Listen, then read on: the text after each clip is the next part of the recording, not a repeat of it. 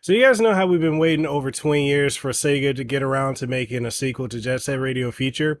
Well, yeah, they're never going to do it. So Team Reptile actually stepped in and did that for us because they made the spiritual successor to Jet Set Radio as well as Jet Set Radio Future with this game. And it is fucking phenomenal. We're going to talk about so much about this game and more because, yeah, I can't stop playing it. Okay, so full disclosure, I was provided a review copy of Rush CyberFunk to review. The only thing is, I got this game literally less than a day before the embargo hit, so this is more of a review in progress and the early impressions than it is a full-on review, because I really haven't had a lot of time to just sink my teeth into it, you know. Got a lot of things going on. You guys know the Maui wildfires happened, so I'm doing a lot of, charity streams and fundraising for that, as well as being a full-time stay-at-home dad. So the little time I do get, I'm usually playing on this, and I'm glad they provide a review copy of the game for Steam, which is what I'm playing this on. I'm playing this on my ROG Ally. So this game is so good. Now, the reason I'm saying it's so good is because if you remember, like back in the day when like the 90s, like when Sega was just they were just throwing stuff at the wall. They didn't care. I mean, I think we can honestly say a lot of companies were doing that. And so we got Jet Grind Radio, which was technically Jet Set Radio. And then we got Jet Set Radio Future a couple years later on the original Xbox. And they were both phenomenal games, but they both had some jank and some areas that could have been improved on. Because that was the time when we had the extreme sports era, when we had the rollerblading, you had the, BMX bikes, and then you had skateboarding. All that was just super in the late 90s and early 2000s. So this, when Sega came with the Jet Set Radio series, they really struck when the iron was hot. So it was really nothing like that when it came out. Now, we've been waiting over 20 years for a sequel, which Sega just isn't gonna do. So Team Reptile stepped up and decided, hey, we're big fans of those games. How about we make a game that combines the best of both, but at the same time has its own original flavor to it and own unique style, but it still pays homage to that. And that's basically what we get with this game. I'm telling you, like, from everything I saw, all the early impressions and videos and trailers and everything, I literally thought this game was just going to be Jet Grind Radio, or rather Jet Set Radio, with some minor aspects of Jet Set Radio Future in it, and, just sprinkled a little bit on top, and I thought that was going to be it. Boy, was I wrong. So what sets this apart is how it plays. Now, if you remember how Jet Set Radio Future played, it's a lot similar to that, but it's got some uniqueness to it that gives it its own flavor. And some of the flavor of that is being able to, get off of your skateboard or, get off of your BMX bike or your skates. And you can actually run around on foot. So that gives you two different traversal styles. So you've got the on foot and then you've got your, whatever your extreme gear is. So you can turn those on and off, and you get the animation of the character either stepping off the skateboard, off the bike, or off of their skates. Now, the other thing that's cool is it incorporates some features from Jet Set Radio Future, such as being able to have like a hyper boost. So if you're like skating or you're, riding your bike or skateboarding down the road and you want to grind on something, or if you're just running on foot and you want to like propel across the room, all you got to do is double tap the jump button, or just jump once and press jump again when you're in midair, and you'll just boost forward. And there's a little gauge at the bottom right that allows you to know how much of boost that you're using. And even with that, that doesn't really play into the double jump. That plays into like when you're on foot or you're just, skating around and moving around, you can activate that by pressing the right trigger. And what it'll do is you'll just boost you around. And so you'll start, decreasing the gauge. And this is where you're going to want to pick up some of these air cans or really energy cans that they raise that meter back up. You can tell right now this is a completely unscripted video. I'm dead tired, but I'm just shooting from the hip here because I just literally stopped playing this game. It's so good. And I got to talk about this. Like, before I dive into more of the crazy aspects of it, I want to talk about the music. I have to talk about how much this music slaps. Like, it's so good. I was playing this on, sitting at my desk playing it, and my little 2-year-old was running around. She was absolutely loving the music. Like, it's so good. It's kind of like that I think my wife put it, she said it was like Daft Punk or something like that. Like, I'm not familiar with that genre, but it felt like it was an amalgamation of hip hop, EDM, techno, and like, I don't know, synth and all these other, like, just so many different styles is meshed into one. Like, every track that I heard just slapped. Like, I'm like, my I will say this. I went into this not with the highest of expectations. I literally thought that this was going to be okay, it's just going to be what we've already had. And the music in those games were very experimental. Some hit, some weren't. You had some licensed music as well. But with this, all this is like indie artists, and it's so freaking good. I am telling you, there's not a bad track that I've heard in this game. Like, I'm over here like, if they're gonna release the soundtrack, I'm getting that ASAP. I need to either go on Amazon, go on Team Reptile's website, and I need to download it because that music is chef's kiss. So outside of the music being great, the graphics. So I would say this: it doesn't have the amount of like sheen and shine the Jet Set Radio Future had, but what it does have is it does have a slightly updated aesthetic that we got in Jet Set Radio. But it's not as low poly as that. But there are times when it like zooms in and you're like, oh yeah, that looks really low poly. But because it is a cell shaded style and the characters have the outlines, like the black ink like outlines and whatnot, it looks good. Like, it's a good in between Jet Set Radio and Jet Set Radio Future, and I'm completely fine with it. Now, when it comes to the characters, like, of course, the main character, Red, which it's interesting how he comes to be because his real name is actually Faux or Fa, but Faux. I believe that's Faux, right? So his name is Faux. I'm just going to go with that. For the rest of the video, he's going to be Faux. So he's apparently a very famous like tagger or graffiti artist, and you start the game, you're in jail, you get broken out by this guy named Trice, and you're basically trying to escape the police station in New Amsterdam. And as you get out, you're going to be fighting off the police, and then you fight this one head officer, and then once you're getting out, you run and you're about to jump off this building.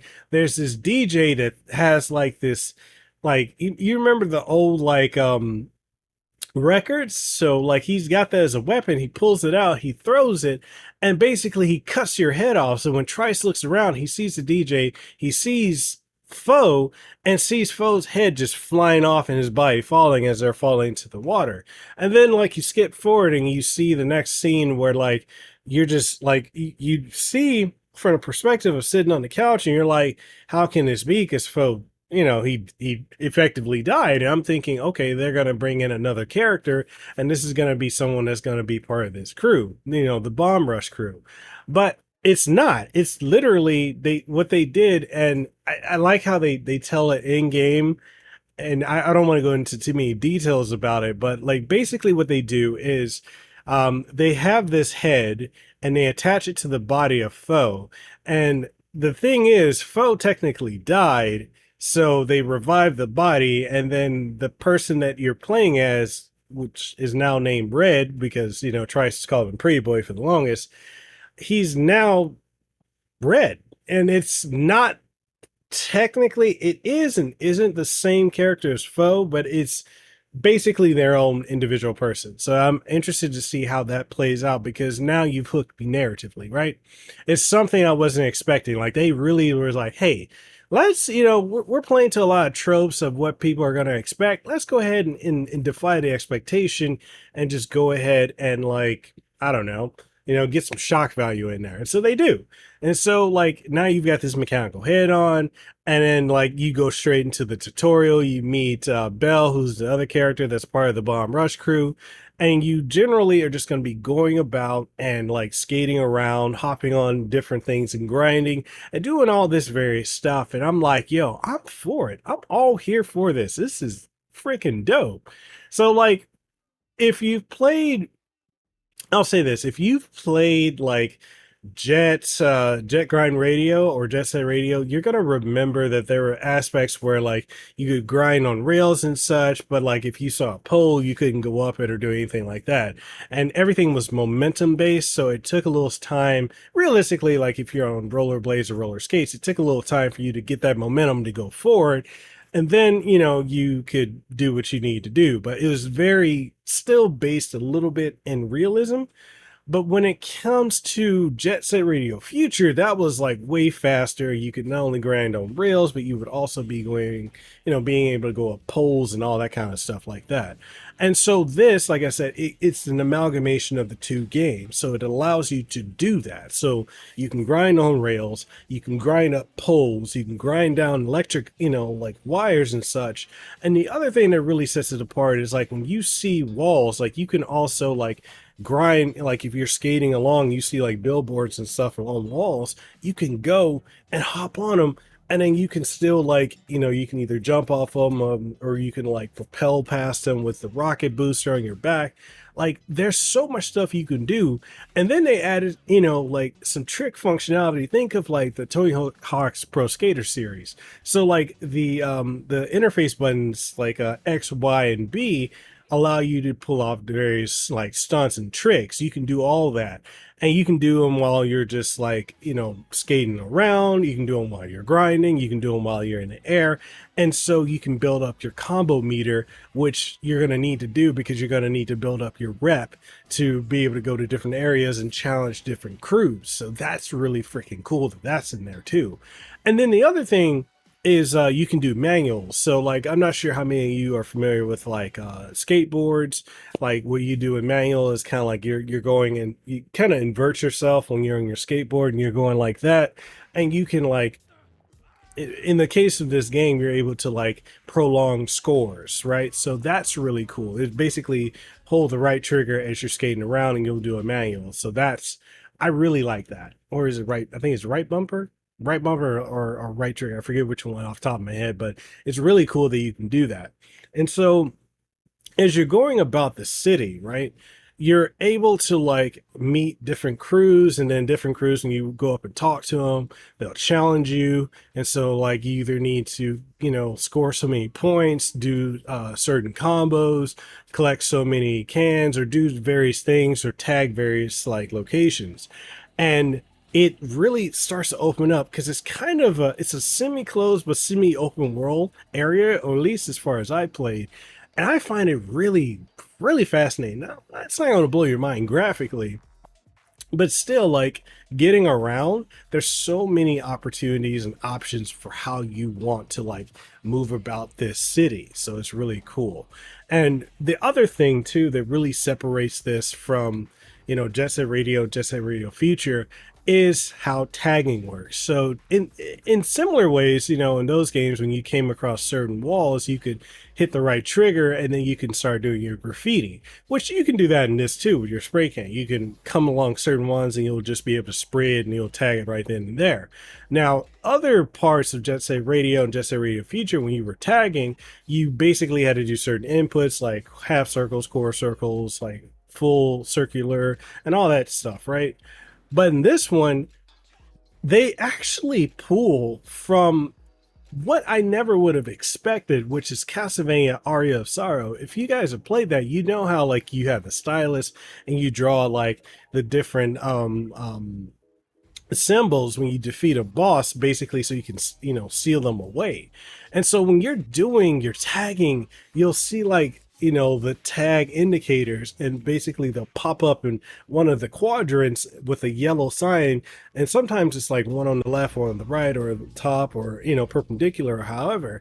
And basically you move the right stick to that area, and then you got to basically trace around. And it's so you can either do it slow, which there is a bit of a like a timer that goes down, but there's also like you can do it fast, and when you do it fast, it's such a rush doing that. So I like how that's so different, and like you do this like fancy maneuver, you tag it, and then you come down out of midair. It's very stylistic, and this is, like I said, I can't believe this is an indie game. This feels very much like old school Sega, because we know they're never gonna do something like this again, but man, I'm like, yo, Sega, you need to lend the IP to this company, to Team Reptile, because they know what they're doing. They could bring back Jet Set Radio. They effectively actually scrap that. They don't need to. Bomb Rush CyberFunk is literally better, in my opinion. Better soundtrack, better gameplay, better literally everything. Maybe not the graphics not being the greatest, but you got to work within a budget. So outside of that, I want to talk about additional gameplay functionality. So you've got combat options, right? Now they're not that in depth. Like, don't go in thinking like you're gonna get like Yakuza or like a Dragon style combat, because there's a beat 'em up mechanic within it. But that actually solved one of the biggest issues that I had with like Jet Set Radio and Jet Set Radio Future, is the fact that you didn't really have combat options. Like if police were trying to jump on you and they're holding on to you, you literally just had to skate to shake them off, right? Whereas in this one, you can attack. So you can attack, be it on your skateboard, rollerblades, or your bike, or you can attack on feet. And basically, so X, Y, and B, well, because I'm playing on PC, those allow you to do high, medium, and low attacks, and you can string them together to knock out your if police are coming up on you, you can use it to attack them. You can also use it to break windows and doors to get in. And then also, like, if you come across boss fights, which there are boss fights in this game, you jump up to the boss and you press one of those buttons, which will knock them out of the air. Kind of like, I think the closest comparison I can bring it to is like maybe the Sonic Adventure series, when you would like home attack on. Like, you don't necessarily home attack, but it kind of feels like that in a way. I guess if you do the boost, it would feel that way more so. But it incorporates that. So when you attack them and you knock them out of the air, they hit the ground, you got to run up and then you do like whatever your combo. And they're very fluid. But the one thing I'm kind of finding a little annoying, and maybe it's in the game, I just haven't realized where it's at, is there's a lack of a lock on. So I kind of need to, you're gonna need to pan the camera to keep it on your the boss to attack them, and also any enemies you're attacking as well. And it can be a little monotonous, but it probably knock the boss down, as far as I've found so far, 3 times or 4 times, and do a little combo, and then after a while they're gonna be dead. So it's really fun. I just think that could be a little bit tweaked, a little bit better. Maybe get a lock on, and it would be perfect for what it is. So yeah, this game is a lot of fun. It's got a very gripping narrative, like for this genre, for what it's doing to separate itself from Jet Set Radio and Jet Set Radio Future. It's got really good gameplay. Uh, the beat 'em up light, I want to say, mechanics. Great traversal. You've got a lot of variety when it comes to traversing, the trick system, the tagging system and how that works, the characters, getting new members of your crew as the game progresses on, and just, find out, what happened to Foe's head, because that's kind of the objective, on top of being the number one crew in the city. So yeah, this game is awesome. I fucking love it. Like, this really blew my mind. I was not expecting it to have a great story, great gameplay, excellent graphics for what it is, and just a slapping soundtrack. I cannot like emphasize how fucking good this soundtrack is. It's so good. It's chef's kiss. But yeah, if you're on the fence, or if you've like, maybe you're like me and you saw it and you kind of didn't have that high expectations, or maybe you wrote it off as just, a bland, blatant, Jet Set Radio feature, Jet Set Radio ripoff, I think you need to reconsider. Like, honestly, between this and Hi-Fi Rush, man, we're eating good with games with like good musical like influences on them. So yeah, if you haven't picked this game up, I highly recommend it. And if you have picked it up and you're playing it, why don't you let me know what platform you're playing it on, and what you think of it overall. Like, what do you like, what do you dislike, and all that in between. So all that being said, that's the review in progress for this game, Bomb Rush Funk. Why don't you let me know down in the comment section down below. Also, thank you to Team Reptile for providing a review copy of the game.